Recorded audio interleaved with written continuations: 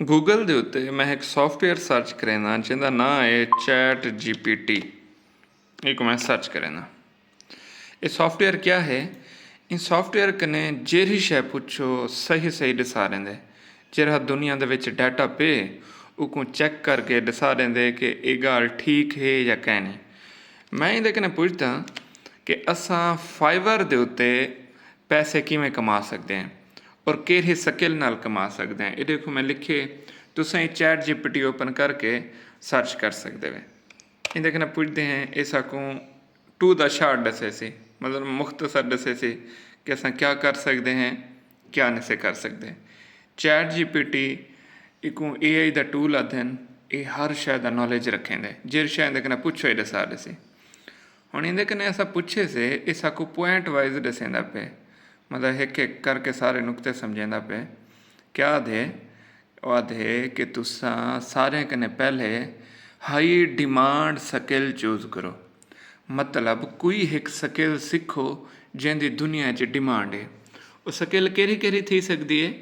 मैं तो को आधा रहा मैं हूँ एक तो मैं कहनी आख्या तुसां देखो graphic designer, copy writing, digital marketing, web development, web designing, video editing, बिया इंदे च अजन भुल गए लगते ये मेरे कने घट पढ़िया लिखा है।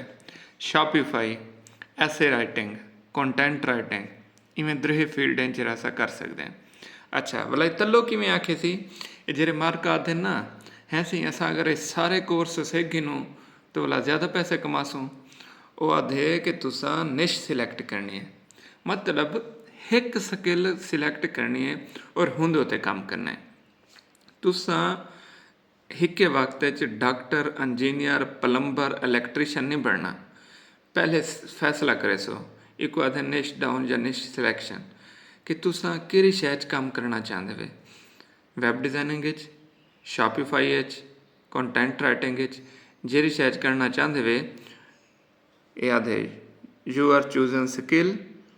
भला हुंदे तुसां अपने आप को क्या बढ़ाओ एक्सेल या यूनीक एंजल। ये हुण तुहाडे उत्ते है कि तुसां इहदे उत्ते कितना मेहनत करेंदे वे अपने स्किल दे उत्ते। उनके बाद भला क्या करना है, प्रोफाइल बनानी है तो सारा काम करना है। ये सारे गल होंदे से, लेकिन मेन गल क्या है कि तुसां कोई एक स्किल सीखनी है। कोई स्किल चूज़ करो जिहड़ा इन टाइम दुनिया चलदे पे, भला उहदे चों कोई एक सिलेक्ट करो। ये मेन गल है।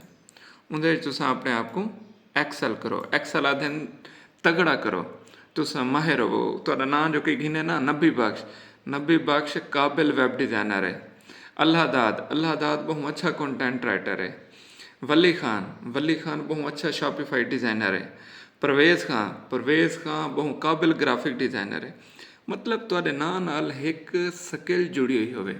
ये ना होवे खिचड़ी होवे कि तुसां ऑनलाइन काम करेंदे वे, वो क्या करेंदे वे, कित्थे च करेंदे वे। ये काम नहीं होना चाहिए। ये चैट GPT है। तुसां गूगल ते अगर वन के लिखो चैट GPT, ये वैबसाइट आवे सी, अकाउंट ही नहीं बनाना, एक ओपन करो, इंदे कने जेरी शै पुछो ये दसा देंदे। इतना चंगा है।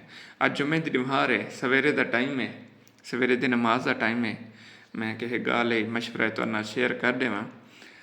तुसां एक देखो समझो यूट्यूब भरिया पे, हर शहर च अकैडमियां हैं, काबिल उस्ताद हैं, काबिल फ्रीलांसर हैं। कहीं एक बंदे दे लड़ लगो, कहीं एक को अपना मुर्शिद बनाओ, कहीं एक बंदे का हाथ पकड़ो तो अपने आप को कामयाब बनाओ। अपनी तरफों मेहनत करनी है, अगों मालिक का काम है फुल फल लावे, बाग बनावे, नस्लां सुधारे। वो उनके वास्ते च असां उनकी हर रज़ा च राज़ी हैं।